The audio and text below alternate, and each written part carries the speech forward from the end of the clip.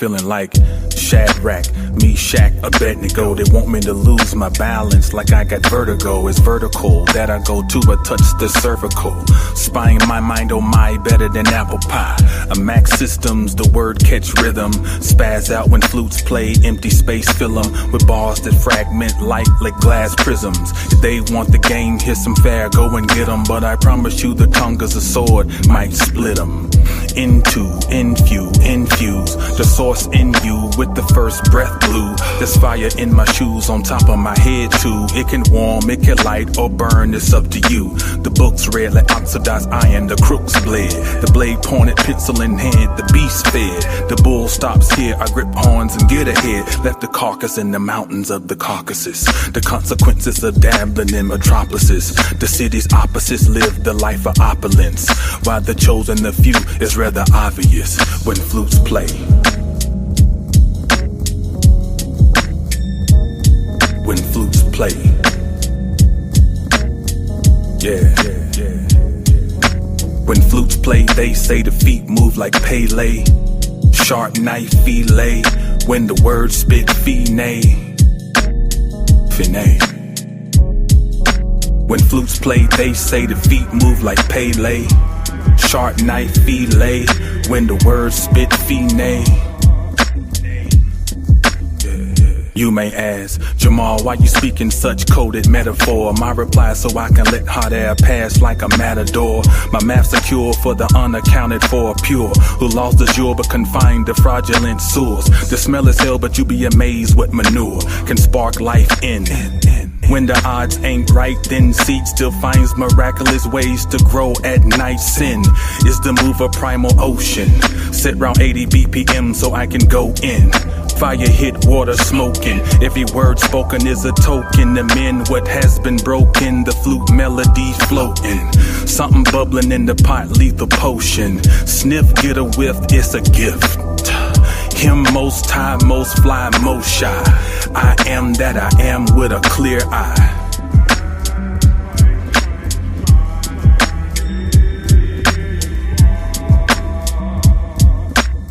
The word.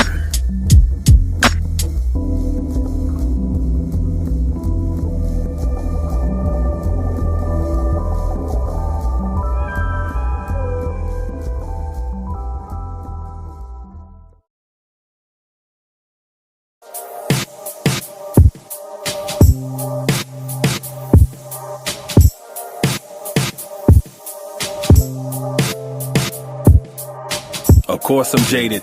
What you expect when the cost of goods and services is constantly being inflated. Times is fickle, people with the same heritage as Don Rickle want the whole world in a pickle. If you ain't caking, it's probably trickle. Down started when Ronnie Reagan was round. And the round mound, the rebound could really bound off the spectrum floor. Meanwhile, I knew drugs in town. Suddenly we go to white from brown. Life in the balance got you busting down. But that was then, what about now?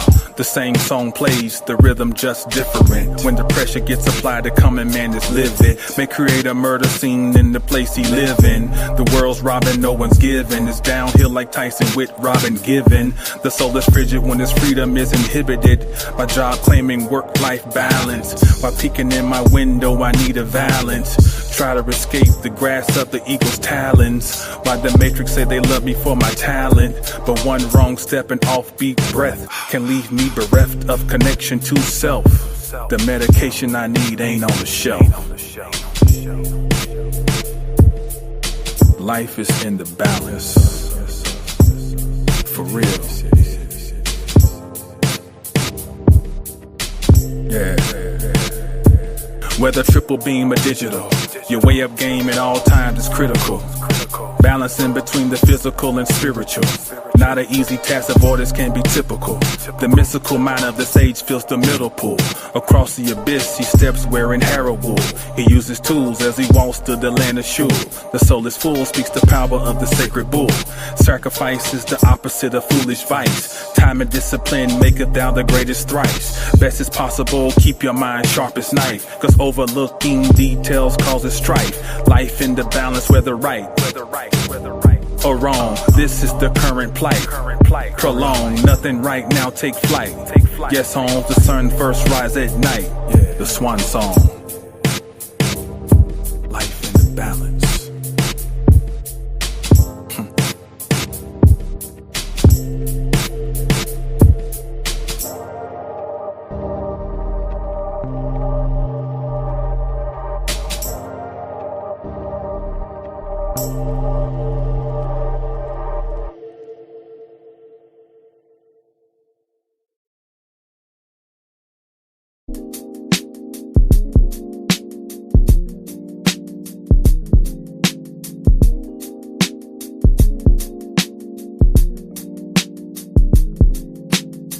Minus the mazel tov, the melancholy mask is on. The matrix turns to marathon for those who are masculine, and God forbid if melanin is showing through your epiderm. You consider it epidemic, public enemy one. This manuscript is written on the membrane of a Macedon. Prehistoric pantheons will never die. Carry on. Caravans of Canaans, Moabites and Sayons. The oppressors prey on and look for ground to lay on. Then get bit by a lion, Judah, a lion. These words get sprayed on the wall that fate's on. When the ship come, we phase on. The shift is a phaeton. The burden weighed a ton and suddenly is gone. Yeah, it's the subtle things that make your Aki's heart sing. The bellows from the diaphragm where honey's made from bees' wings. The laughter of a child brings some balance to the bloodstream. When war is at your front door, some peace is a welcome thing.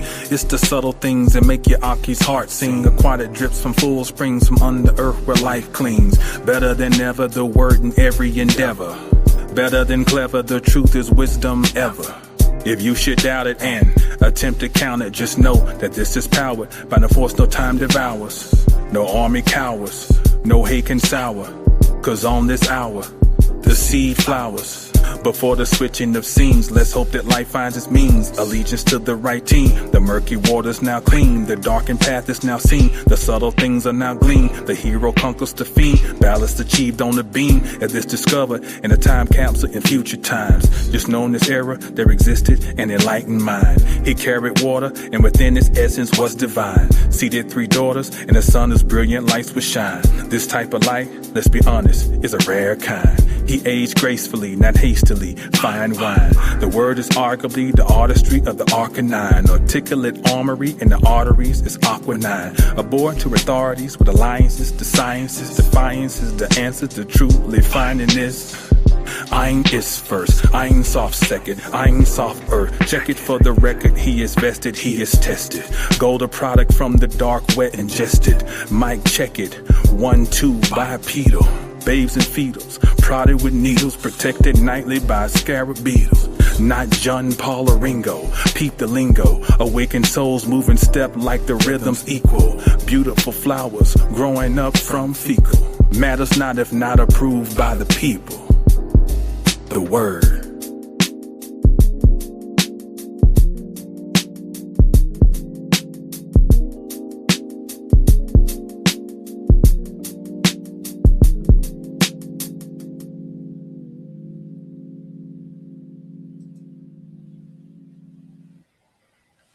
Peace. Mic check. Mic check. 1, 2, 1, 2. Grand evening. Let's make sure, first and foremost, that I got sound. Had issues last time I went live with Zoom. So I said, let's give old StreamYard a try tonight. So, peace, Shadowfly in the chat.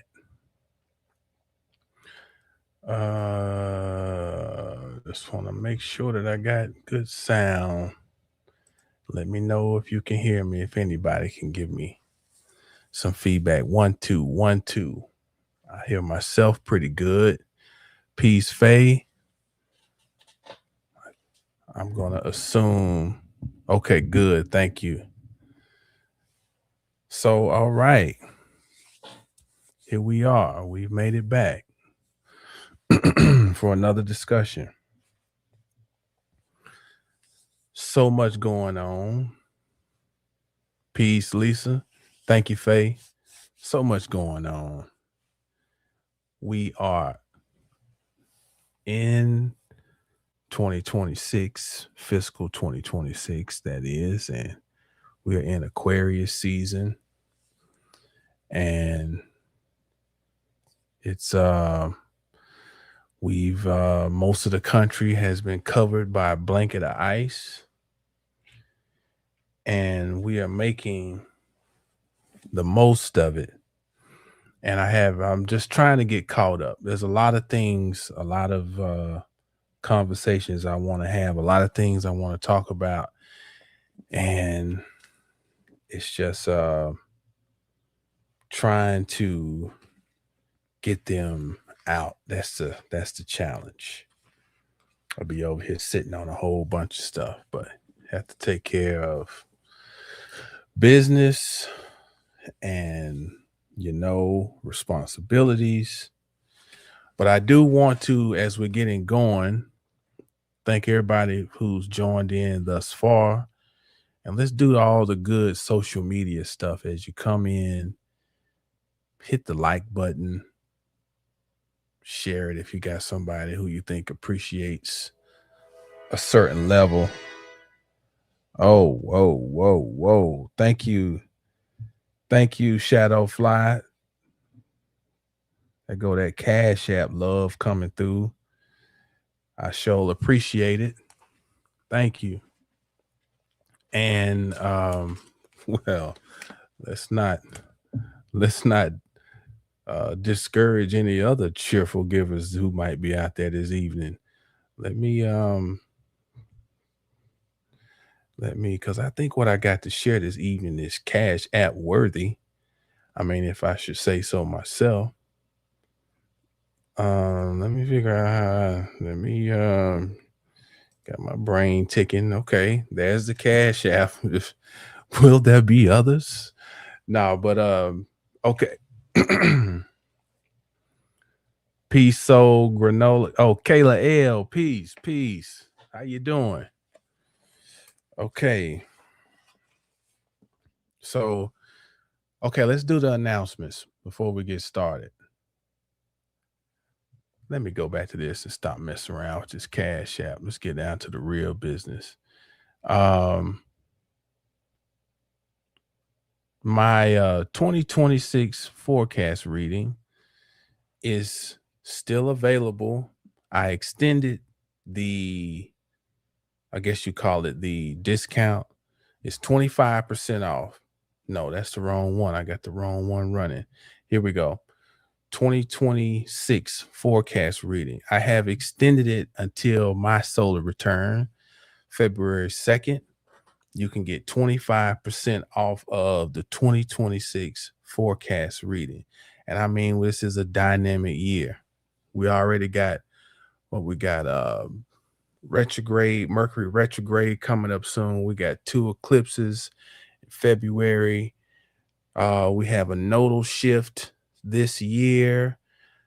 We have Jupiter goes into Leo and it harmonizes with Saturn. So the father and son are working out their primordial conflict. Time lines up with the divine truth. I mean, we got all types of stuff going on this year. Dynamic year. So if you want to know how these things apply specifically to you, then the 2026 forecast reading will be very, very beneficial and enlightening, eye-opening, and empowering. Now, in addition, I have now I have this ticker running because, wait a minute. Oh, where's my class? I must have taken the class off of here. Boom, boom, boom. Australia and book you. I don't have it on here. Okay, that's my fault. Also, if you go to the website,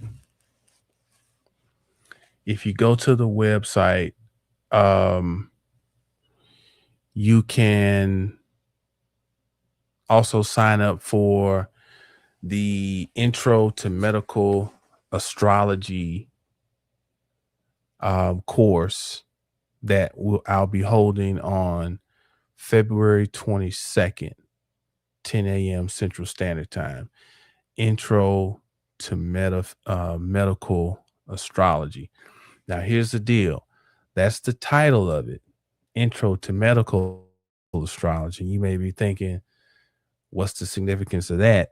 You know, I think studying astrology through the lens of what is called medical astrology is the golden ticket to learning astrology, because you've been living with your body all your life.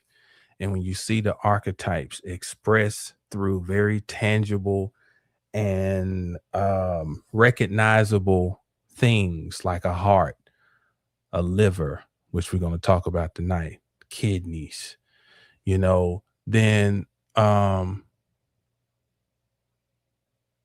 huh. Lisa said, I just had a weird moment where I was taken back to your music waiting room. That's interesting. Um, well, hopefully you back on here now. I hope some strange things, but we know we're not going to give it any energy. We're going to set the tone. Everything works in our favor always. But yeah, so those are the two offerings I got. My class is going to be on February 22nd. You can sign up for that on my website, 720astrology.com. My 25% off special on the 2026 forecast reading is running until February 2nd, 2026. All right. So now that we got that covered, let's get into this discussion this evening. I'm going to be reading from Gods and Heroes of Ancient Greece. Okay, Gods and Heroes of Ancient Greece. And I'm going to read the story of Prometheus. And I'm going to break this down in a manner that I have not encountered or heard. And that does not mean that it hasn't been presented this way. So there's a cast of characters that are going to come up in this story. I'm going to lay out the cast of characters before we get started and what their names mean. Just like I always tell people, when you're reading like biblical literature, it is, if you're trying to get to the essence, it is useless to not have a strong concordance and at least look up what the names mean, because the meaning of the names give you give you the real juice. And if you want to go deeper, then you go and delve into those names in their Hebraic form, and then you get the real essence. Now, so same thing applies when we're reading these mythological stories. This Greek pantheon, they have meanings for the names, and the names give you a lot of insight into breaking down these sometimes complex stories. And sometimes you have to sit for these things. This Prometheus story, when I first read this is 2026, probably 14, 15 years ago, the first time of encountering the Prometheus story. Okay. But this is how it goes. This is why liquor is aged. This is why high quality beef is aged, because time seasons. And as you season, you go from just having knowledge to you really understand things. Okay. And I'm going to do my best to present this understanding. It's so simple. It's so simple. Okay. So the characters in this story, one, the star, is Prometheus. And Prometheus, I want you to understand what I'm giving you tonight. This is Patreon worthy. I think I'm gonna be honest, I think a lot of these presentations are Patreon worthy. I don't like obligating myself though, and feeling like I'm letting people down if I don't post this every other day or whatever. So I like to leave myself the freedom, and I like to put this information out to whet the palate and leave you wondering, well, what could happen if I had a deeper conversation, you know, and also leave you the freedom to support, whether it's buying one of my books or buying my study pack or booking a reading or hitting the cash app, whatever, you know. So but you know, and this is not on no ego thing, but this is I think Patreon worthy, behind the paywall worthy information and discussion we're gonna have. Just for the mere fact I'm gonna give you these names, I'm gonna tell you what they mean, even if you don't have the books right now. Prometheus, forethought. Impetus, hurrier, piercer. Impetus, hurrier, piercer. Athena, goddess of wisdom. Zeus, bright sky. Epimetheus, afterthought. He's the brother of Prometheus, which is forethought. Pandora, all gifts. Heracles, glory of Hera. Hera, protectress. Hephaestus, he who shines by day. Cronus, crow. Now I'm gonna break that down. Let me just go on and break that down now. Peace 34. You keep changing your handle on me. That's the sister. Oh man, you changed your handle. Shadowfly said, yes, I can't wait for your membership. That will be I'm working on it. A lot of things in the irons. I mean, a lot of irons in the fire. Okay, so I said Hephaestus, he who shines by day. Cronus, crow. Okay, let's break this down. Chronos, we always think of time, right? Well, guess how you can take this, and by this breakdown, like butterfly. Yes. Okay.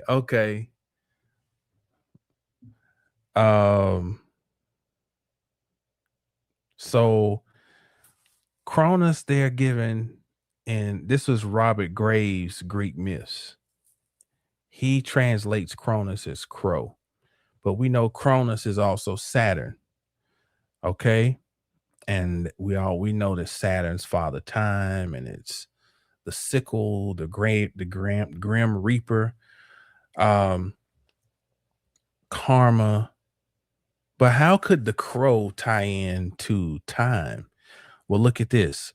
I went to the Indo-European breakdown of crow, and both root families come back to making noise or crying out. Now, if you think about a crow making noise or crying out, what would coincide with that? A clock. Now you're thinking a clock does not make noise, it does not cry out. But the word clock comes from the word bell, as in ringing a bell, crying out. And that crying out that the bell makes when the tongue strikes the perimeter, that striking, that crying out is what the clock was based on, because you used to have a bell tower in the center of the municipality that would later become a clock around like the 1300s, just when clocks start emerging. Okay. And so the clock or the bell, the ringing of the bell is to denote time. The crying out is to denote time. Thus, Cronus, the crow that cries out, measuring time. Okay. So you have to use let your scholastic imagination Rome, when you're breaking this stuff down, everything is not going to be right there just spelled out for you. You have to, they call it inference. Okay. So let me start. I'm going to start a little ways down. Now Prometheus was crafty and nimble-witted. He knew that the seed of okay, let me say this too. You're going to have some patience tonight. And when you watch this video on the replay, this is for people who have some patience. Put this on, start washing your dishes, ironing clothes, making you some eggs, whatever you're doing, and just let this ride. Okay, here we go. Prometheus was crafty and nimble-witted. He knew that the seed of heaven lay sleeping in the earth. So he scooped up some clay, moistened it with water from a river, kneaded it this way and that, and shaped it to the image of the gods, the lords of the world. To give life to his earth-formed figure, he took both good and evil from the core of many animals and locked them in man's breast. He had a friend among the immortals, Athena, the goddess of wisdom, who marveled at what this son of the Titans had created. And she breathed the spirit, the divine breath, into his creature, which as yet was only half alive. Look at Lisa. Look at Lisa. You see, you're ahead of me. This does tie into Chiron, but the Chiron in-depth discussion is going to be another one. But we are gonna. This is going to lead up to Chiron. Okay. In this way, the first man. This is you listen to this story. It's lining up with the. It's similar to the Gnostic story. It's going to touch in some of the biblical narrative. In this way, the first men were made, and soon they filled the far reaches of the earth. But for a long time, they did not know what to do with their noble limbs or the divine spirit which had been breathed into them. They saw, yet they did not see. They heard, yet they did not hear. Aimlessly, they moved about like figures in a dream and were ignorant of how to profit from creation. They did not know the art of quarrying and cutting stone or burning bricks from clay, of carving out beams from the trees they hoed in the forest, or of building houses with all these materials. Like scurrying ants, they thronged in sunless caves beneath the surface of the earth. They did not discern the sure signs of winter, of spring decked with flowers, of summer rich in fruits. There was no plan in anything they did. Then Prometheus came to their aid. He taught them to watch the rising and setting of the stars, astrology, discovered to them the art of counting and of communicating by means of written symbols. Okay, I'm going to skip down. Now the gods in heaven, and among them Zeus, who had but lately deposed of his father Cronus, had established his own supremacy, began to notice this new creation, man. They were willing enough to protect him, but in return demanded that he pay them homage. In Mechany, in Greece, mortals and immortals met on a set day to determine the rights and duties of man. At this assembly, Prometheus appeared as man's counsel to see to it that the gods, in their capacity of protectors, did not impose too burdensome levies upon men.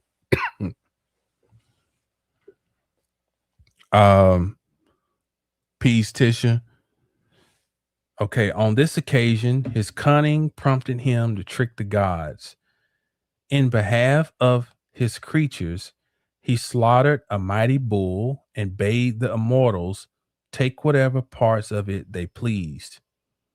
Now, when he had cut up the animal, he made two heaps of the pieces.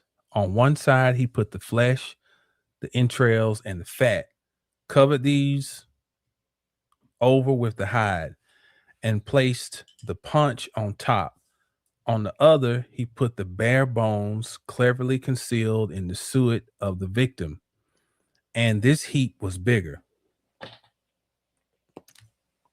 All knowing Zeus saw through his trickery, and said, "Son of Iphitus, illustrious king, my very good friend, how unequally you have divided the portions." And this Prometheus was sure that he had deceived him, smiled to himself and answered, "Illustrious Zeus, you who are supreme among the immortal gods, take what your heart bids you choose." And Zeus was vexed and felt his anger swell within him, but he deliberately took the white suet in both his hands. When he had pried it apart and saw the picked bones, he pretended only then to have discovered the trick, and said dourly, "I know very well, O friend, O son of Iphitus, that you have not yet forgotten the art of deception. To punish Prometheus for his knavery, Zeus denied mortals the last thing they needed to perfect their civilization: fire. But the shrewd son of Iphitus improvised a way to provide even this lack. He broke a stalk of pithy fennel, approached the chariot of the sun as it spun through the heavens, and held the stalk to its blaze until it smoldered. With this tinder, he descended to earth, and soon the first pile of brushwood was flaming to the sky. Pain pierced the soul of Zeus, the thunderer, when he saw fire rising among men, casting his radiance far and wide. So, first thing we want to do is pay attention to the fact that Iphitus is the father of Prometheus, and it would be Epimetheus too. But Iphitus, the name means hurrier, piercer. And there's a word we use that sounds very similar to impetus, and it is called impetus. He had the impetus. And what do we say when we say he had the, or he or she had impetus to do something? That was a push. Impetus denotes a pushing and urging to do something.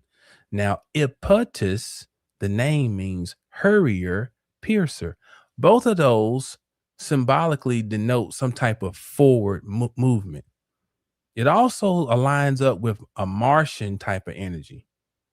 Okay, because Mars is the epitome of going forward, hurrying, and not considering before doing so.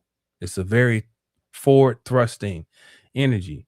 And so this forward thrusting energy gives birth to foresight. Think about it. Then it almost make you think, what's the first, the chicken or the egg? Does the piercing and moving forward give birth to foresight, or is it vice versa? Has something already been seen, and thus we are moving towards what has already been seen? That's another discussion. But you see how they're giving you clues, right? Now, the issue on Mount Olympus is over fat, because it is the fat of the bull that's the choice part. And you look into the Bible and you see a lot of similar stuff about bring me the choicest animal, the choicest lamb and ram, and the choice parts. And so what is being withheld from Prometheus, what is attempted to be withheld, is fire. Okay. Now, when you look at the word fat, which another word for fat is lipid, and you take that root lip and you take the consonants P, V, which are interchangeable. So lip can become live. And those the P and the V can also be interchanged with a B. Lip can become live, can become lib. And so think about words that have this lip. What does a woman have? Labia. It's fat. But it also, the fat denotes life, because this gives life or takes it through the word that it helps form. The labia gives life because it takes in the seed and can produce from the womb a new life. So when the mother breastfeeds, the first milk that is made is very heavy with fat. That's the land of milk and honey. And that fat is the life-giving principle that then helps set the baby's, the newborn's immune system. That fat carries intelligence that then turns on the immune system of the baby and tells it how to fight for its life. Now, all this stuff is in my study packet. When you get when you see the one on fire, I break down all those words. You see how all these things connect. So Prometheus has tricked Zeus. He has stolen fire. So I want to skip down to what happens to Zeus. To Prometheus. Well, I can't skip this. To offset the advantages of fire, which could not be taken from men now that they had it, he instantly devised a new evil for them. He ordered Hephaestus, the fire god, famed for his skill, to fashion an image in the shape of a beautiful young woman. Athena herself, who had grown envious of Prometheus and withdrawn her favor from him, clothed the image in a robe of shimmering white, placed over her face a flowing veil, which the girl held, parting it with her hands, garlanded her head with fresh flowers, and bound it with a fillet of gold.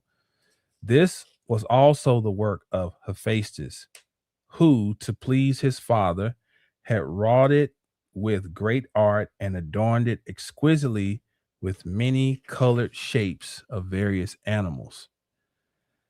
Hermes, the messenger of the gods, bestowed language on the lovely mischief, and Aphrodite tricked her out with all possible charms. Thus, under the guise of something most desirable, Zeus had contrived a dazzling misfortune. He named the girl Pandora, which means she who has gifts from all. For each of the immortal gods had given her some baleful gift for man.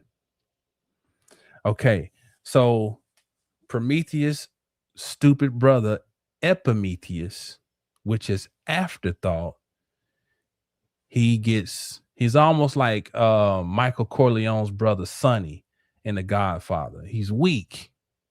Okay, so he gets jammed up. He falls in love with Pandora. Okay. In vain had Prometheus warned his brother never to accept a gift from the ruler of Olympus, lest men take harm from it, but to return it without delay. Epimetheus forgot this warning. He received the beautiful young woman with the utmost delight and failed to recognize evil until it was upon him. For up to this time, thanks to Prometheus' counsel, men had been free from misfortune and had lived without excessive toil or the long sufferings of disease. But this woman came bearing a gift in her hands, a large box tightly closed. Hardly had she reached Epimetheus when she flung back its lid and fluttered a host of calamities that spread over the earth with the speed of lightning. Yet one single good thing lay hidden at the very bottom of the box: hope. But on the advice of the father of the gods, Pandora shut the lid before it could fly forth and close her box forever. And now misery in countless forms filled the earth, the air, and the sea. By day and by night, sickness prowled among men secretly and silently, for Zeus had not given them a voice. A flock of fevers beleaguered the earth, and death, who had been coming to mortals on slow, reluctant feet, now walked with winged steps. There's a lot to glean from this. Pandora, in one regard, represents the allure of Maya, where Prometheus is forethought. So he already foresees the trappings of getting lost and locked into the 3D world. And Pandora is all the gifts. And so whenever we mention gifts, we immediately are thinking about Venus and Jupiter, because they are the benefics in astrology. And the trick to these two is all gifts ain't good. Just like we got to saying all money ain't good money. Too much of anything can become poisonous, noxious, tumorous. Okay. And so there's a everything was given and mixed into this smorgasbord of malefic energy. And because Epimetheus is afterthought, there's an inability to foresee the peril that awaits, the peril of getting trapped into a 3D reality. The illusion, the Maya. If there's a planet that is the epitome of illusion and Maya, it's Neptune. And Neptune currently now is preparing to move into Aries. Oh, whoa. Back up, Jamal. Neptune is in Aries now. Pardon me. Saturn comes next, but now Neptune is officially in Aries. I think it was the 26th. I think yesterday it moved in. And so this is an Epimethean moment collectively, where we collectively run the risk of getting trapped into an illusion. Now, all coins have two sides. The other side is that it can be a magical awakening, a spiritual merging and fusion with beyond the 3D. That's the positive side. The negative is just being delusional. And this is kind of recreating this scenario, or, echoing that. Now, we're leading up to the liver. And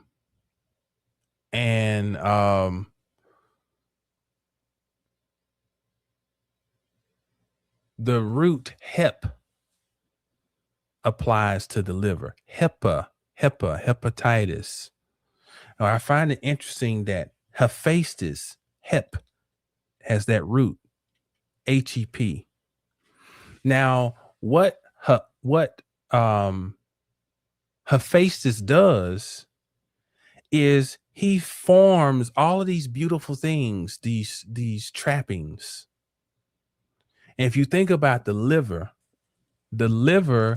is processing Jupiterian results. Because what does the liver have to reconcile? Fat, which is ruled by Jupiter. And what is fat the result of? Energy that has been stored. And so the benefics build up to a final thing. So Venus, the benefic, the lesser benefic, rules over sugar. And so the liver stores sugar in the form of glycogen.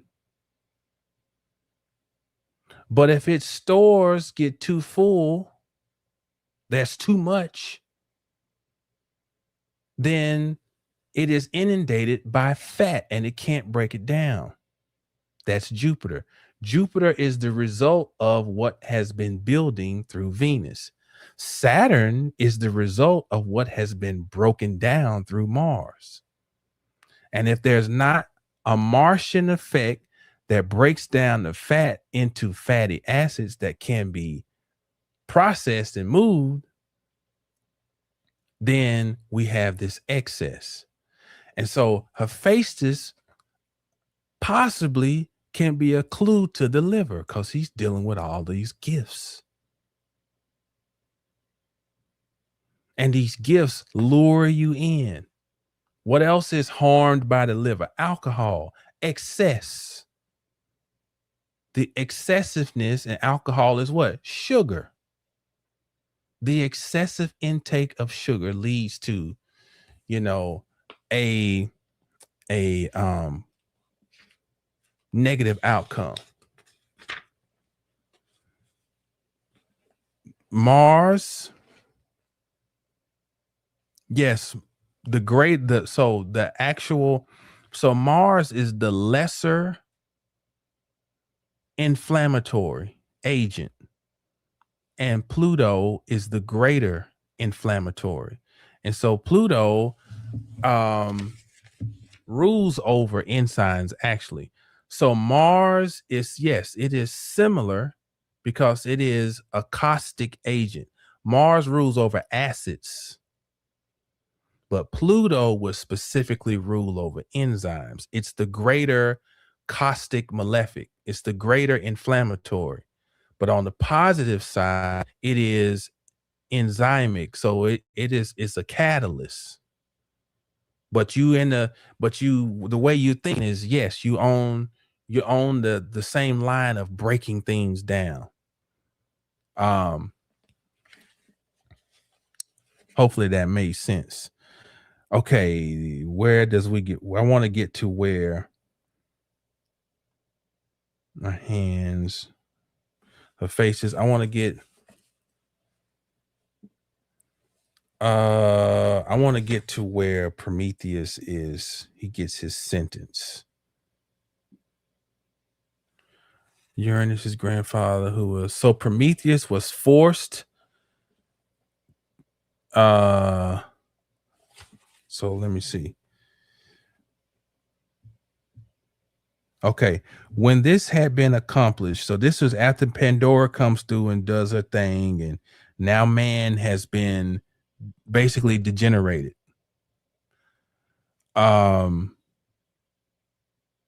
We get to this. When this had been accomplished, Zeus turned to the matter of taking revenge on Prometheus himself. He landed the culprit over to Hephaestus and his servants Kratos and Bia. I didn't look those names up. Because they tell you force and violence. Think about that. What emotion negatively impacts the liver the most? It's anger. And the emotion that negatively impacts the kidneys the most is fear.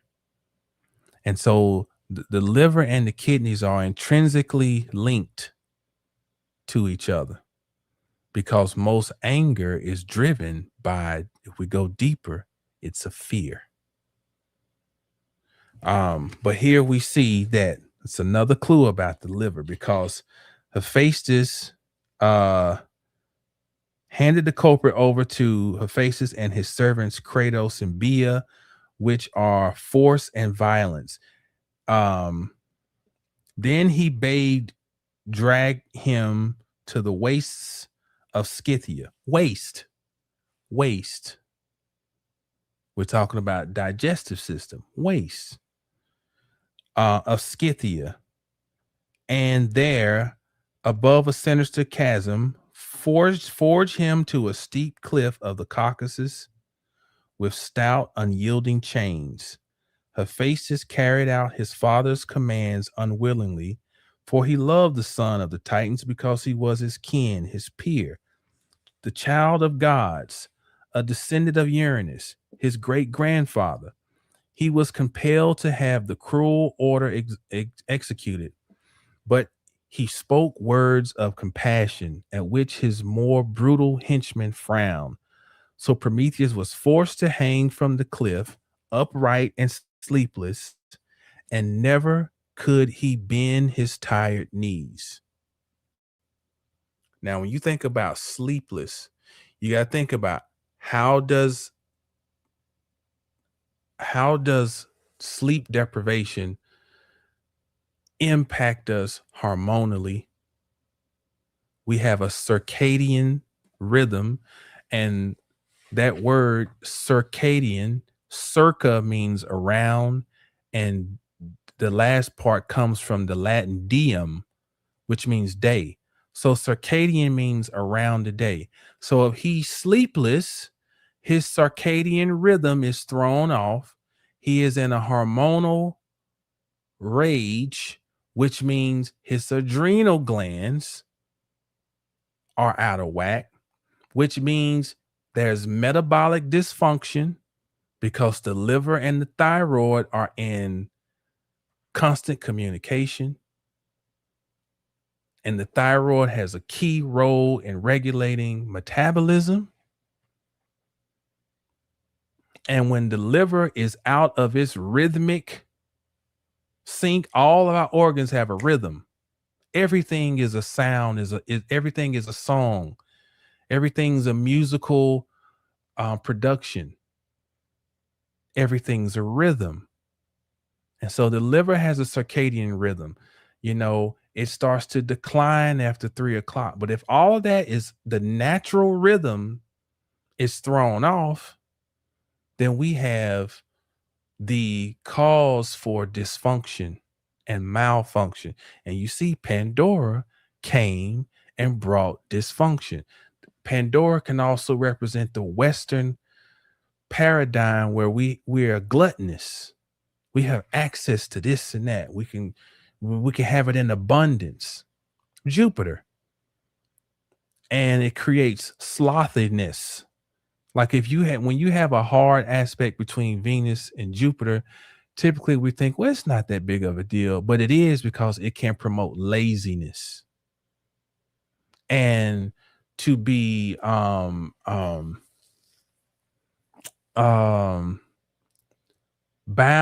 by your tastes and your experience of luxury and delight and decadence. Okay. And so this is also speaking to that, about being bound by your tastes and your appetite, whether that's literally or figuratively. So Prometheus is chained to the side of this mountain. He can't sleep. Never could he bend his tired knees. We have to go into a grave every night. We must lie horizontally. If he can't bend his knees, he's kept in a vertical position. All of this affects the natural rhythm in us. We are designed to lie down horizontally for at least 7 hours, 6 to 8 hours as adults. Rhythmically, based on the circadian rhythm, there's a rhythm that we like. Right now, my ass need to be lying horizontally, but that's our rhythm. I feel that these stories give us clues way deeper than what it just appears like. Like they're giving us like, it's all about which one are you looking to pull out when you're reading it. Tonight, we're taking a metaphysical, physiological look into this. Okay. The torments of the captive were intended to endure forever, or for 30,000 years at the very least. He moaned aloud and called on the winds and the rivers on the zodiac, from which nothing is hidden, and on earth, the mother of all, to witness his agony. But his spirit remained steadfast. Whoever has learned to accept the unshakable power of necessity, he said, must suffer from destiny decrees. Suffer what destiny decrees? Even that word necessity is a clue, because that's the wife of Saturn or Cronus is necessity. What really dictates how time moves and our experience of time? What's necessary. Necessity is what is driving the wheels of time. She's really running the show. Okay. Nor could the threats of Zeus induce him to explain his dark prophecy that new wedlock would bring ruin and destruction to the king of the gods. Zeus, because remember, Prometheus is forethought or foresight. Zeus was true to his word. Every day he sent, okay, this is where you lock in. This is where you lock in. Zeus was true to his word. Every day he sent an eagle to feed on his captive's liver, which, however much it was devoured, always grew back again. This torture was to last until one came who, of his own free will, would consent to suffer in Prometheus' stead. So there you go, Lisa. You was already cutting to the chase. I'm going to give you who was going to be the one to come and free Prometheus? Chiron. But we're going to get deeper into Chiron in another discussion. Okay. So let's deal with this eagle. So somebody tell me, what does the eagle represent in astrology?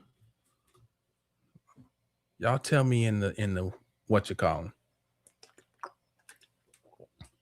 in the chat.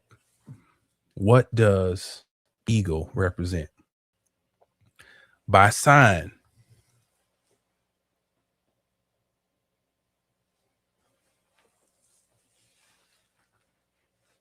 Thank you. There you go, Straight Panther. Thank you, Shadowfly. Yes, Scorpio. Now, so we got 3 out of Peace Golden Timeline. So it's Scorpio.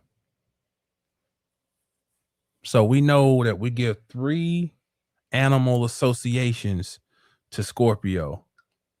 We give closest to the ground is the scorpion. Okay, so we would consider that the lowest octave of Scorpio, because it's moving on pure instinct. It's going to sting whatever gets close to it. Okay, it's sting first, ask questions later, and so the next would be the eagle. The highest octave we associate with the phoenix, which is the bird that has had to go through this humility, where it was once exalted, the eagle, goal driven, but now it crashes to the earth and everything it was no longer exists, but it is now becoming something new. But let's deal with the eagle, because before the phoenix, there's the eagle. And the eagle with Scorpio represents, I'm going to call it obsession with possession. A lot of Scorpio rising people come off to people sometimes as intimidating, because, and that's why you can't really try to figure out a person's sun sign based on their appearance. The rising sign can sometimes give clues. And I think Scorpio rising people are some of the easier ones to spot, because if you catch them, look at an eagle and look at a Scorpio rising, and their eyes will kind of do this. There's a piercing, even if they might be the most friendliest person in the world, and especially if you catch them concentrating or they're really serious about something, you'll see the eagle come out. It's a piercing presentation that can be intimidating to some people, because Scorpio is a sign of surgeons, and people may feel like you are dissecting them when you look at them, Scorpio rising, like you're looking through them. It's a piercing. That's that eagle. But this eagle, in this context, I'm saying represents obsession with possession, because the eagle is a tactician, and it's got these big old huge claws where it possesses what it wants and it goes to get it. The eagle can represent control. It can represent desire, passion. I will have it. I will have what I want. You can't even defend yourself. You can't run from me. Now, here is a major clue that this story will give you about your physiology. Let me see if I can find this. This is one of my sources. I give stuff, these types of sources, I give these out when you're when you're in a private group. Some stuff is not to be shared everywhere. But I will read something, because I want to read this verbatim from the author. And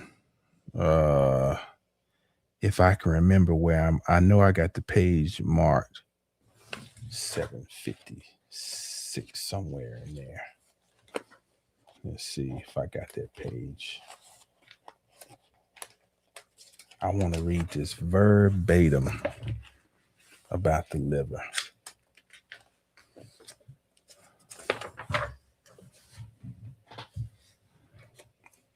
The liver, it's the waste disposal workhorse, detoxifying poisons and preventing them from recirculating through the bloodstream.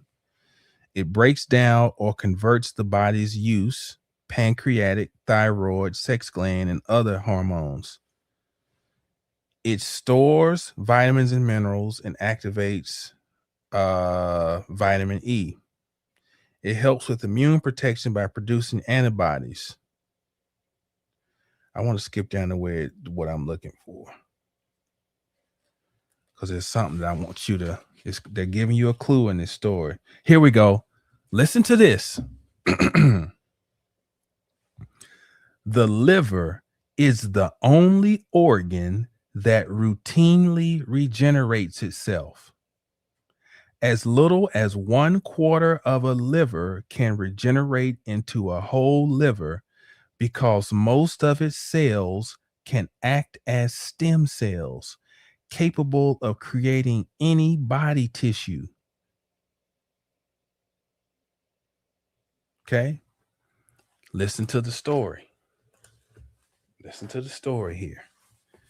It says, every day he sent an eagle to feed on his captive's liver, which, however much it was devoured, always grew back again. That's why I'm telling you, you got to read these stories, and you got to study other things.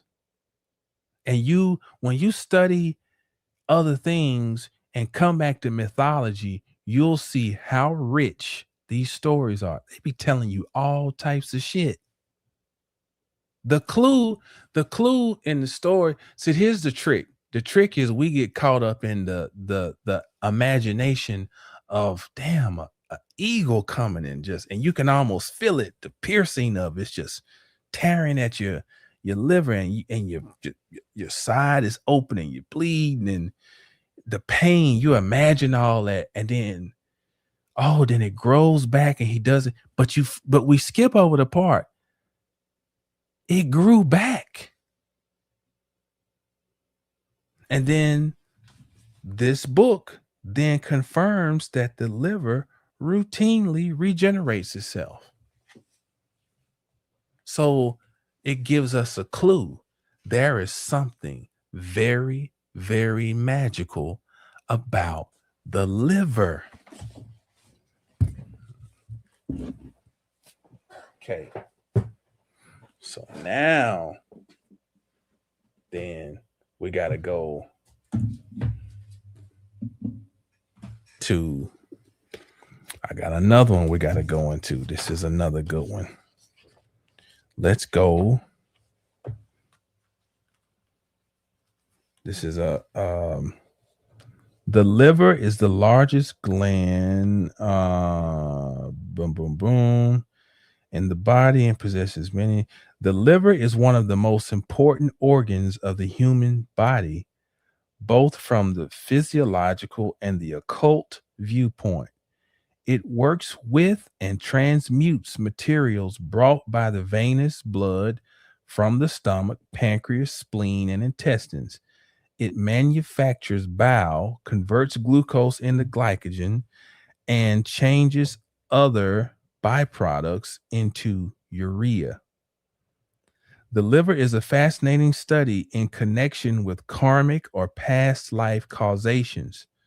Madame Blavatsky states that the liver and stomach are correspondences of karma in the trunk of the body.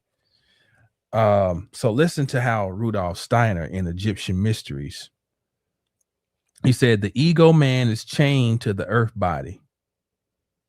See, he's already alluding to this Promethean story, the story of Prometheus. Picture man chained to the rock. So is man chained to his physical body. And in the course of evolution, something has arisen that saps his immortality. Think of the functions performed by the liver. They have come into existence because the body was chained to the rocks of the earth, and here the astral body knows it.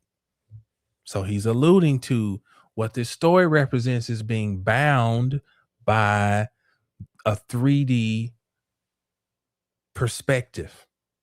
You know, like even the Bible say, be in the world, but not of the world. Well, the story is almost like it's saying esoterically that the eating of the liver is one being bound by its desires, because it's the eagle that comes down and keeps eating. And until we overcome our base desires, we are food for this entity or entities to feed on us. So this book goes on to say that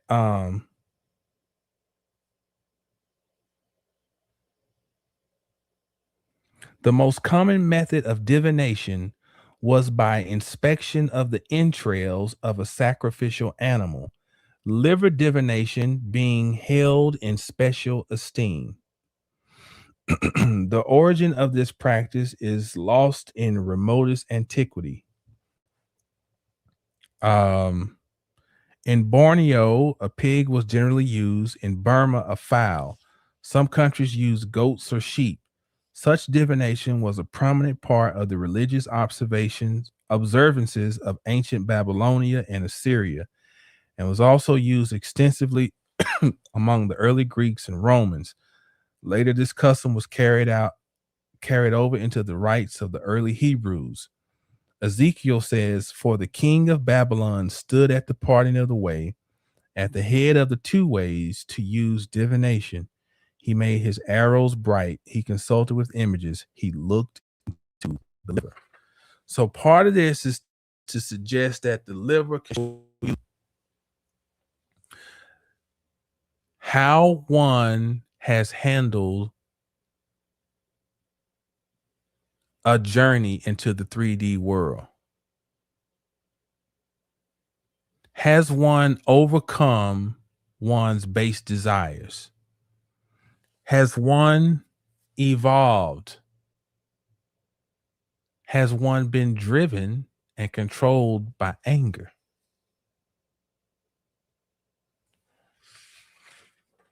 Now, it goes on here to say the heart and soul are synonyms in the Old Testament. In Greece and Rome, the soothsayers sometimes added heart to liver for divination purposes. The anatomy of Hippocrates led the recognition of the brain's importance. The liver, according to Hippocrates, is the seat of the blood. Aristotle indicated the heart as the seat of both emotion and intellect. Plato, in his Timacus, states that man has two souls, a mortal in the brain and mortal in the breast. The seat of all lower emotion he places below the diaphragm or in the liver. Further in the same work, Plato says that diseases are chained down like a wild beast between the midriff and the navel. For the gods, knowing emotion would not listen to reason and were liable to be led away by ghosts and phantoms of the day and night, formed the liver to connect with the Lord nature and to dwell there. They contrived that it should be compact, smooth, and bright, and both sweet and bitter, in order that in it the energy of the thoughts proceeding from the mind might be received like figures in a mirror and projected as images. I want to read that last part. They contrived that it should be compact, smooth, and bright, and both sweet and bitter, in order that in it the energy of the thoughts proceeding from the mind. So in other words, the liver is a mirror, and it is receiving the figures in a mirror and projected as images. Thus, in order that the Lord nature might obtain a measure of truth, the gods placed their oracle in the liver.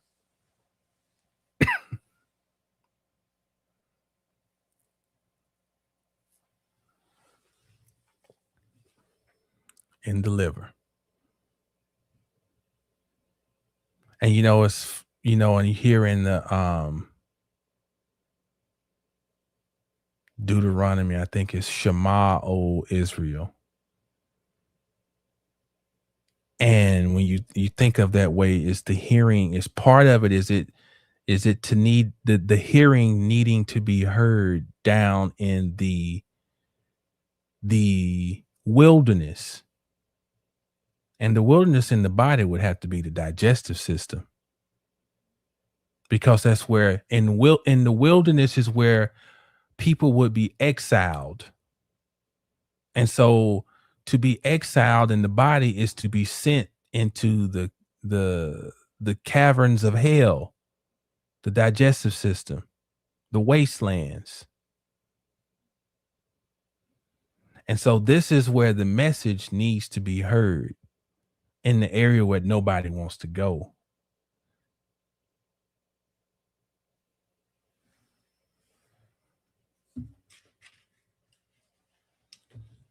Okay. Now, this correlation between the liver and the heart, in Hebrew, heart is lub. Okay. Now, in Arabic, heart is elb. Now, same thing. What the Arabic does is use a prothesis. Prothesis means that they put the vowel sound in front of the lobe, lb, lobe in Hebrew. Well, when you when you say the L is L, and so the Arabic is elb, same word. But that if you take the consonant root of LB, remember I said earlier, the B, the V, the P are interchangeable, and the F. But lib, lip, live, liver, life. The liver is the, if I dare say, might be the secret code to life.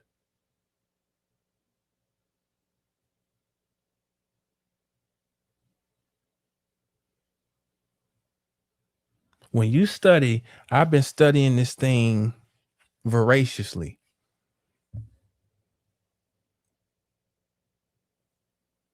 The importance of cleansing the liver and the emotional connection and the metaphysical implications. And it's like, oh boy.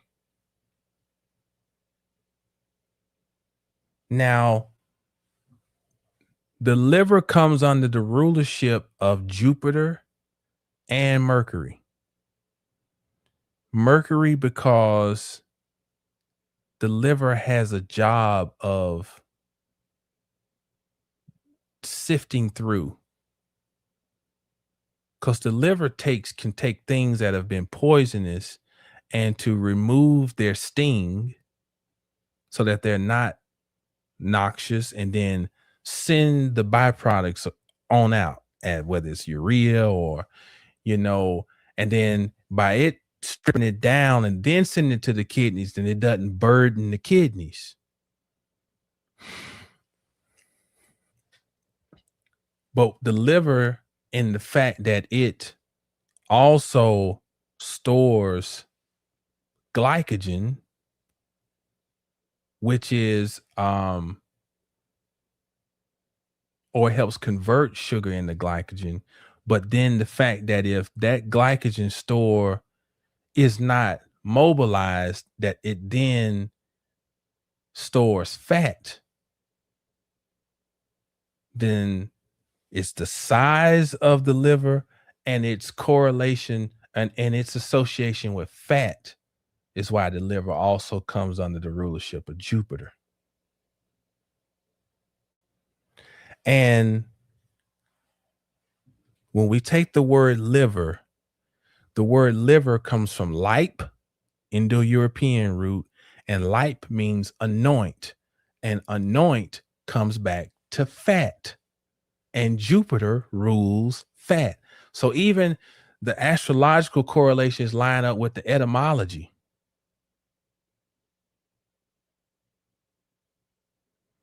So where I want to take this, I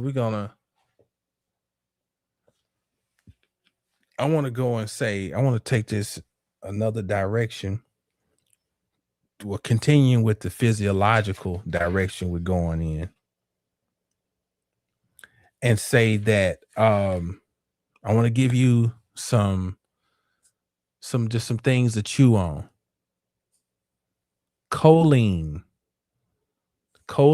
is ruled by Jupiter. Choline supports liver function. It's essential in the metabolism of fat and its distribution.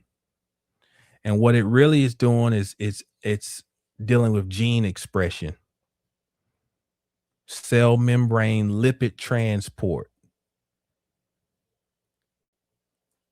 And so when we talk about gene expression, we're talking hormones, and that comes under the rulership of Mercury. So you can see how that's the Mercury part coming back in too. Biotin, also ruled by Jupiter, essential in fats and protein metabolism and maintaining. So remember, Jupiter is never the one actually doing any breaking down. What it does is it tells the Martian caustic breaking. We got to have, just as much as we got to have a builder, we got to have things tearing down. Just as much as we have anabolism, we got to have catabolism. Jupiter, in his rulership of choline and biotin, says it's okay for you to start tearing down. We're going to let you, crazy motherfucker. We're going to let you today tear down. You happy? Go ahead. Go ahead, maniac. Tear it down. Okay? So it turns that on. So the biotin helps maintain proper chemical balance, regulates fatty acid. That's Mars. So Jupiter is there regulating the destructive nature of Mars, of how it regulates fatty acid synthesis. It decreases and increases its oxygen uptake. So increase is a Jupiter word. Uptake, because uptake is you're adding to something. That's Jupiter. So you can see how these things is encoded. Zinc, something that you especially need to make sure that you got right now in this season. You want to make sure. And so a little secret about zinc is most effective when you take it with copper. Guess what copper comes under the rulership of? Venus, the lesser benefic.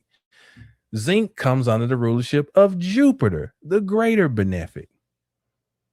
So copper, you take in a ratio of 1 to 2 when it comes to zinc. So if you're getting let's say if you're getting 1 milligram of copper, you would need to have 9 to 10 of zinc for them to be in balance. So zinc is crucial in the maintenance of liver function. It helps to prevent chronic liver diseases and hepatocellular carcinoma, activation of enzymes. Remember, enzymes are Pluto. Now,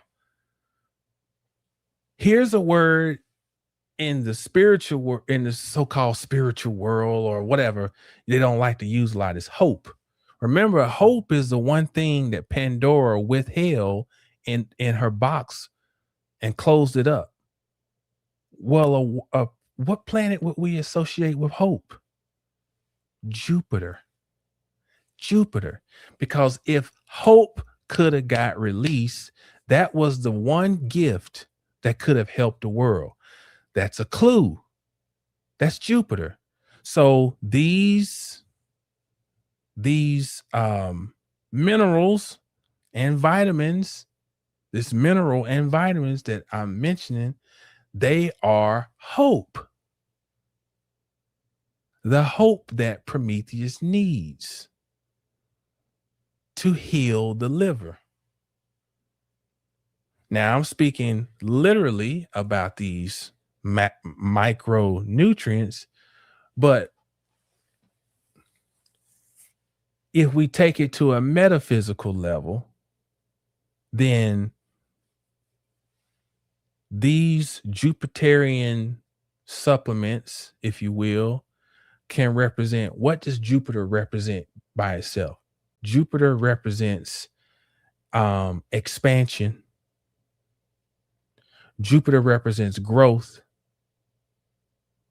Now here's a kicker. Your body cannot grow or be in a state of growth when it is in fear. That's why you don't have an appetite when you're getting chased by the bear. The last thing you're thinking if a bear is on your heels is, man, I smell somebody baking an apple pie. Your senses wouldn't even pick up the scent because your body is not even thinking about growth. Your body is thinking about just trying to survive. So it shuts off all the digestive processes. It shuts off your appetite. Your mouth dries up, which is the antithesis of what happens when you're hungry. Your mouth waters to start the digestive process, amylase in the mouth. So when you're in a state of fear, you're not in a state of growth. So the anger and the fear many times is because we feel stagnated and we don't feel like we can expand and grow.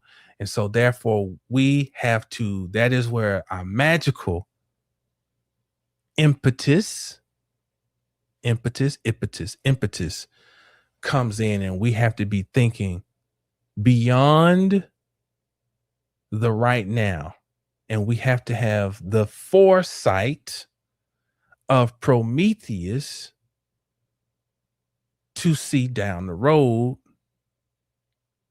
And even though Zeus appears as the bad guy, the name still means bright sky. It means clarity.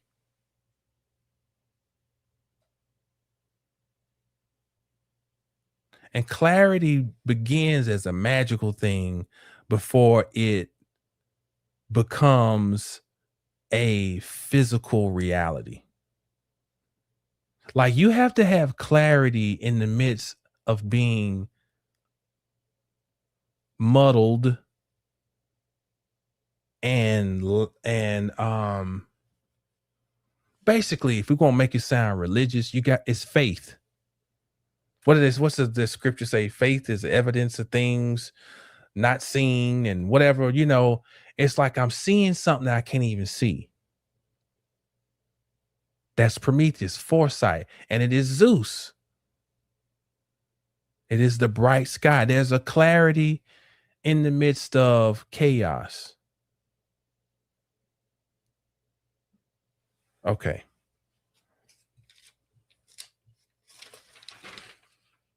And Jupiter represents your truth, especially when it is in its masculine form in Sagittarius. What's your higher truth? When it's traditional rulership of Pisces, what can you see that nobody else can see? So okay, let me get back. What else I want to say about this? They contain read that. Okay, I read that.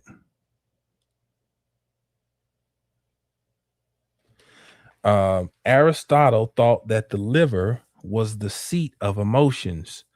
The liver stores glycogen and regulates its rhythm. The glycogen rhythm coincides with the circadian about a day rhythm. Thus, the quality and amount of sleep, remember, Prometheus was not allowed to sleep. The quality and amount of sleep plays a significant role in maintaining and restoring homeostasis. In its rhythmic way, the liver detoxifies the metabolites of many foods and drugs. The liver's ability to lock their, I can't even read my own. The liver's ability or lack thereof to rhythmically regulate its glycogen stores influences greatly the appetite, which we all have experienced that. There is a relationship between energy metabolism and the behavior of certain psychotics. If the liver is backed up and it is not filtering properly, then increased anger could be a sign that it is not. It is hypofunctional. That can be a sign. And psychotic episodes, there's been evidence or studies into the influence of the liver not being fully functional with episodes of schizophrenia and manic depression. The sick times appear to emerge cyclically or rhythmically. A telltale sign can be that an episode is approaching, can be increased anxiety and restlessness, coinciding with an abandonment of their normal diet of meat and vegetables, assuming they have a normal diet. Now, what I think is interesting is that this book was published in 1971, and I'm pulling this from. This was already known in 1971. That's 55 years ago.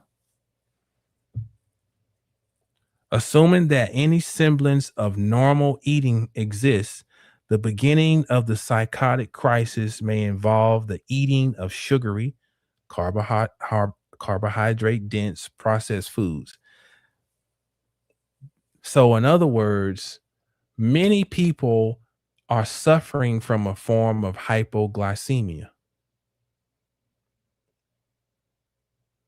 And if you've been around people who are schizophrenic, they, if you know, I got, I do. That's family members, you know, and the way they have to eat the sugar, it's almost like it's like literally like smoking a cigarette. It's like there's this, and you're talking about the dopamine centers are injured, and they're hypofunctional, they're burnt out. Um, and so when you're looking at a lot of people, how they are responding, and when you're eating a metabolically a diet that compromises the metabolic function in the body, like there's so much to talk about. Like a lot of the dysfunction, disharmony, dis-ease has been found to be connected to metabolism. Is your body able to break down? Is your body able to build back up? Metabolism consists of catabolism, anabolism, breaking down, building up. And I've even found that um,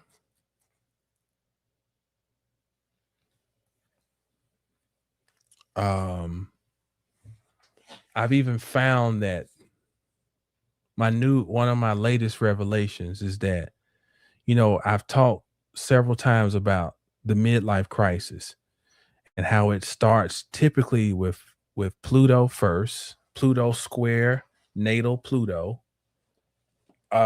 then Neptune square natal Neptune, and then it concludes with Uranus opposite Uranus. Now, it doesn't always go in that exact order, but I've found is that a lot of times it's Pluto first.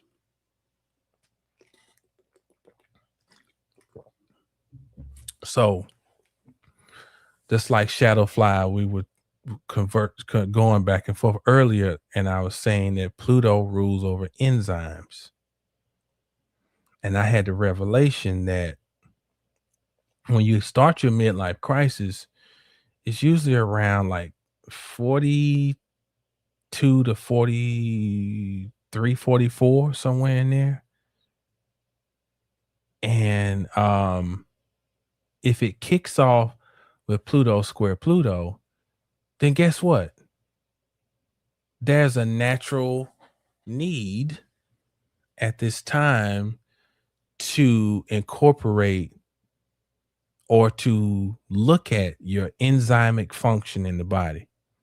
I want to read you something.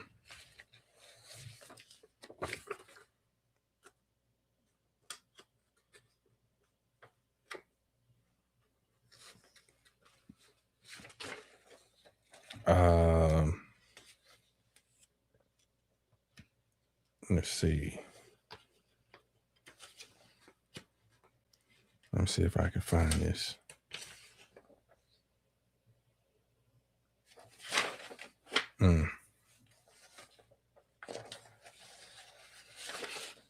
Let's see. Where is that?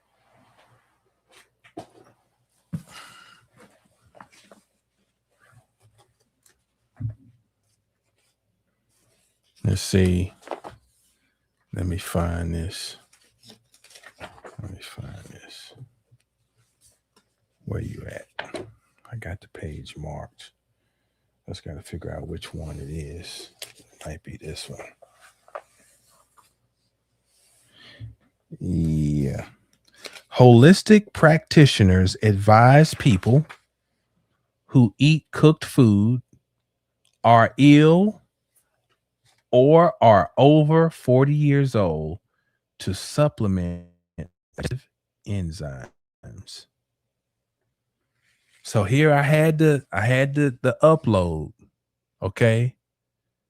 Right? I said, when you hit this point, you need to, because what happens is, what is aging?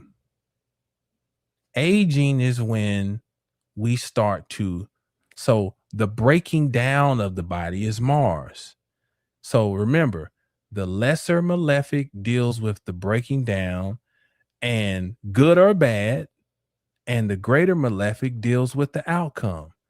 The lesser benefic deals with building up, and the greater benefic deals with the outcome. So if breaking down the body is Mars, then the result is aging, which is Saturn. So we're looking at, well, why do we break down? And one is metabolism slows down. And we get held up with just thinking, you get a dude, get a gut, woman get the fupa.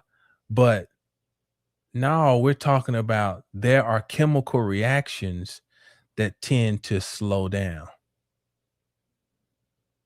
And it's other factors, stress, lifestyle, uh, mobility or lack of mobility. That's all types of factors, you know. But if there's naturally we have this slowdown, then it makes sense that we would, there might be a need for digestive enzymes. And when I read something else, what was that I read? I said, so this is called enzyme. This is the enzyme nutrition axiom. The length of life is inversely proportional to the rate of exhaustion of the enzyme potential of an organism. In other words, if your enzymes are exhausted, then the length of life decreases. The increased use of food enzymes promotes a decreased rate of exhaustion of the enzyme potential. Another rule can be expressed as follows: whole foods give good health. Enzyme rich foods provide limitless energy. Now, this ties into our discussion because when we're talking about the liver, we're talking about a key component of the digestive system. And the digestive system is asking, how have you processed life? Remember, when they're weighing and examining the liver, they're looking to see how life has been processed. Prometheus is chained to the rock, which means he's chained to the wheel of life. He's upright. He can't get any rest. He can't bend his knees. And so his liver is injured by his proclivity to be attached to his humanity, his desires, his obsessions. And if that liver is, so it's like, again, what came first, the cart or the chicken or the egg? Is it the liver dysfunction that brings out this complex anger and angst, or is it vice versa? Don't know. But what we can do is we start where we at and we provide support. So in your life, you need more Jupiterian support. You need more vision. You need more expansive thinking. You need more intuitive invitations. And health wise, you need to invite Jupiterian things into your intake,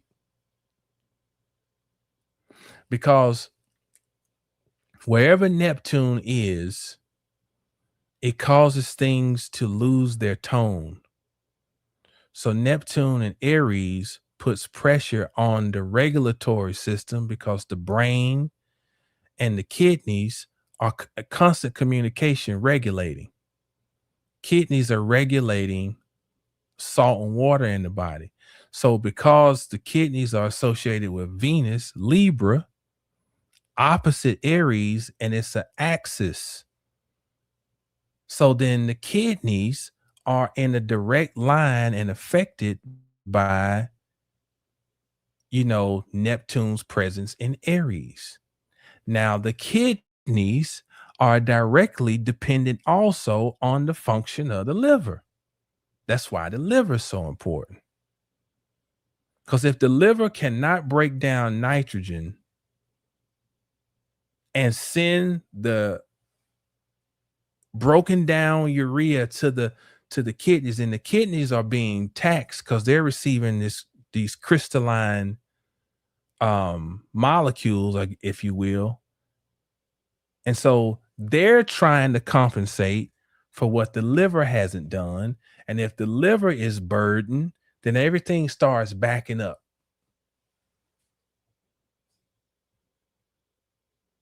Now we're more angry, we're more frustrated. And so, there are so many things that are coming up that, oh boy. I mean, I'm gonna see. I keep hinting at, I'm gonna see if I can move my camera. Share some of, I'm beyond the point of just describing problems. We are now very much in the realm of solutions. And I'm going to see if I can do this, if I can show you something. Because I told you all last year, I was building something, and we launched our new company, Circle of Life, Total Wellness. And what I'm doing is we're crossing all the streams. We're merging the astrological with the literal application to the vessel, and we're dealing with the whole entire person. We're not fragmenting, we're not segmenting. And so I've been hinting at this. I'm going to see if I can show you a glimpse. I have bioresonance equipment. And what I can do is, if I turn this,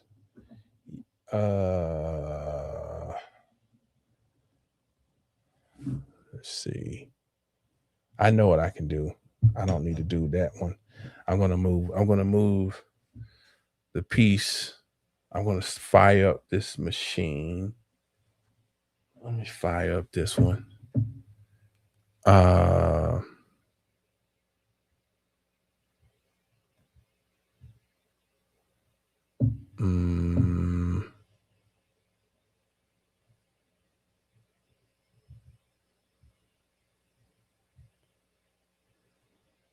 I'm just going to show. I got to cover this name up.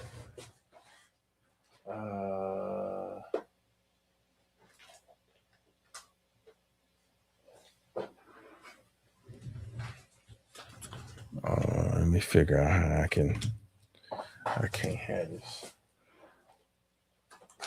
person's name showing. So what I do is this is all based on quantum physics, and it's the real deal, Jimmy. I've been using this on all my family, on clients. Let me cover that like that. Yeah. And I'm gonna see if I can get my camera to show you. I'm gonna show you what.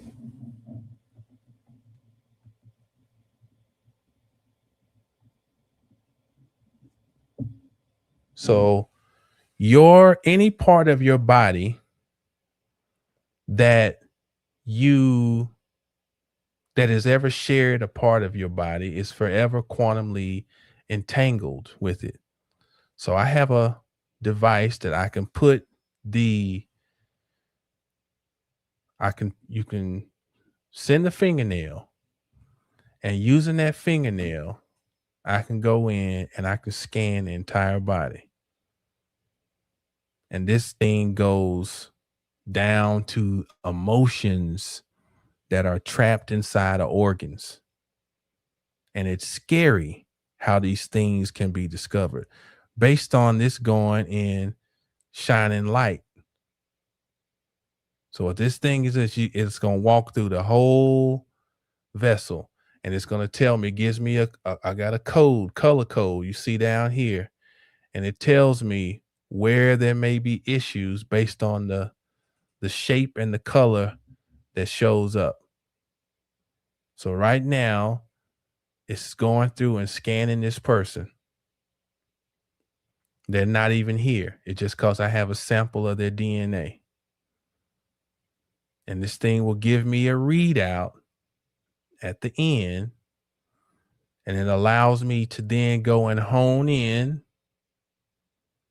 and research deeper into wherever it has shown me that there may be some type of loud signal that is being given off that says, hey, this is out of resonant frequency.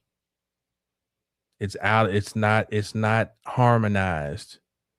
And so then we go and explore.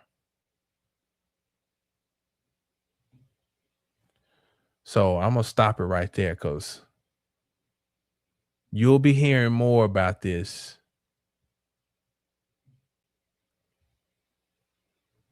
Let me say research done. I'll just stop that. But yeah. And so what this device also does is it helps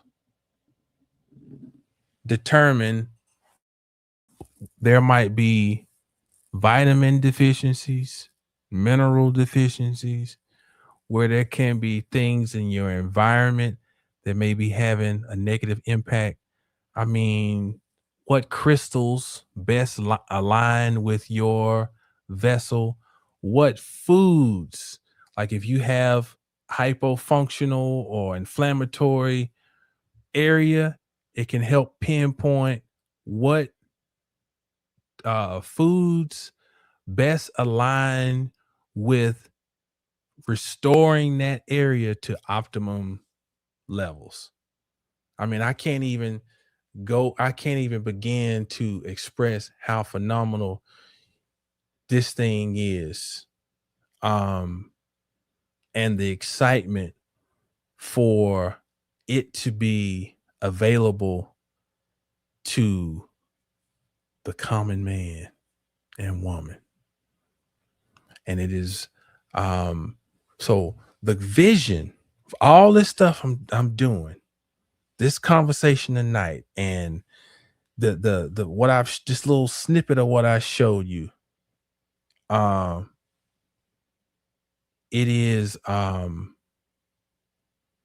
it's a vision of a holistic approach to being well while we are here in this three-dimensional realm. We should be able to be well and to get the most out of this experience. So I know I've told y'all a lot tonight, but I tell you, there's a lot going on. There's a lot popping. Finish researches, yes. In 2026, you know, that's why get with me. Go to my website, 720astrology.com. My sale, 25% off that forecast reading for 2026 It runs until my birthday, February 2nd. All right. My class begins on February 22nd. If you have any type of wellness issues that you're dealing with,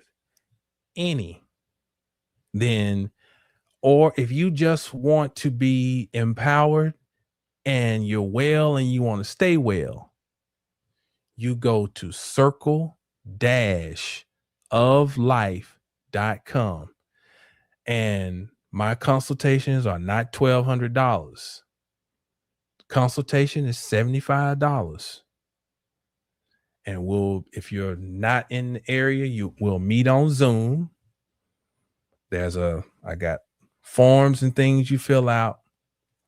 We talk so that we know that my time's not wasted and yours isn't.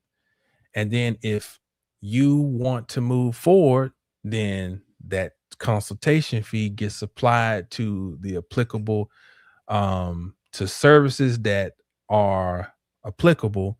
That will apply to them. So like my cousin used to say, even swap, no swindle, no games, no tricks. And it is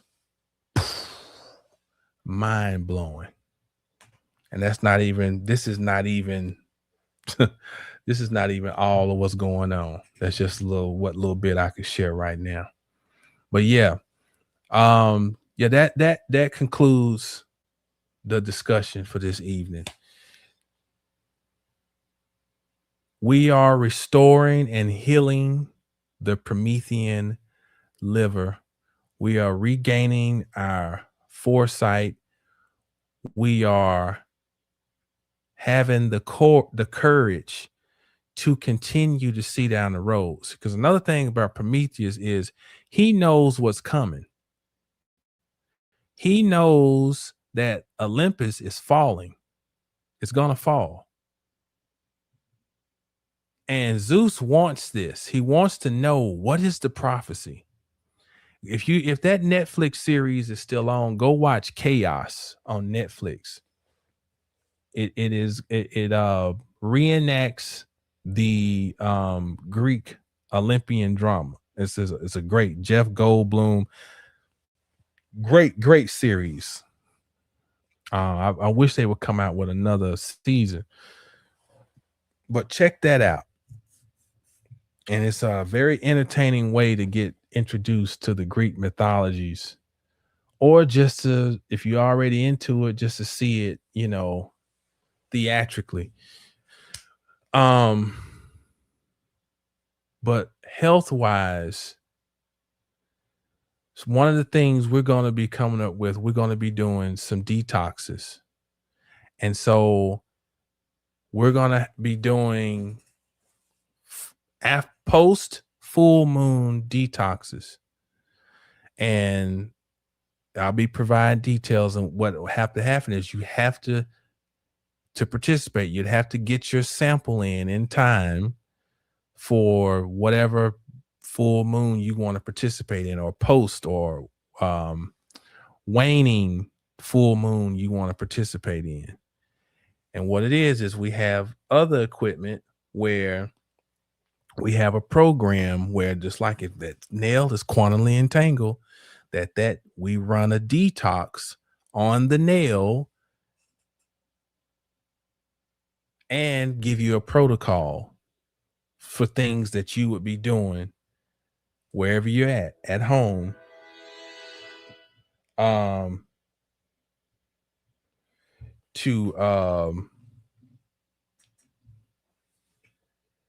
to help you along in the process. It's so much, we will be explaining. I'll be breaking all this down in the much to come in 2026. But for now, just go over and check out the website, circle-of-life.com, 720astrology.com. As always, Know the stars to know yourself. Stay down till you get up. And when you get up, stay down. I know it's probably 10,000 other things I wanted to talk about this thing, but I'm coming back. And we're going to come back and we're going to talk about Chiron because that's going to be the next part 2 to this. Is specifically we're going to talk about Chiron. It's something that's very near and dear to me because it was discovered in November of the year that I was born. So I'm going to break down why it's so important and significant to people who were born after November 1st of 1977. Yes, golden timeline. I think you might have told me about that. I think it was you who told me about the show. But it's a dope show, Chaos. But I thank all of y'all for tuning in, and I bid y'all good evening until the next time when we do this thing again. Peace.